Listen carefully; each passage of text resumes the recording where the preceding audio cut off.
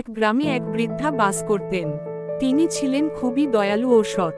প্রতিদিন সকালে তিনি বাগানে কাজ করতেন আর দুপুরে রান্না করতেন। একদিন বনে থাকা এক ক্ষুধার্ত শিয়াল খাবার খুঁজতে খুঁজতে গ্রামের দিকে চলে আসে। সে বৃদ্ধার বাড়ির পাশে এসে দাঁড়ায় আর দেখতে পায় বৃদ্ধা রান্না করছেন। রান্নার গন্ধে শিয়ালের মুখে জল এসে যায়।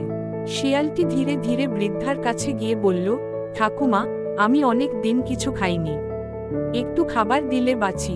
বৃদ্ধা দয়া করে তাকে বলল, আয় বাবা, ভিতরে আয়, আমি তোর জন্য কিছু ভাত আর সবজি রেখেছি। শিয়াল খাবার খেয়ে খুব খুশি হয়। তারপর সে বলল, তুমি খুব ভালো মানুষ, আমি সব সময় তোমার সাথে থাকব। এরপর শিয়াল প্রতিদিন বৃদ্ধার সাথেই থাকতে শুরু করল। তারা প্রতিদিন দুজনে অনেক গল্প করত। কোথাও গেলে দুজনে একসাথে যেত। গ্রামের লোকেরা অবাক হতো। দিন যায়, বছর যায়। বৃদ্ধা অসুস্থ হলে শিয়াল প্রতিদিন তার পাশে বসে থাকত।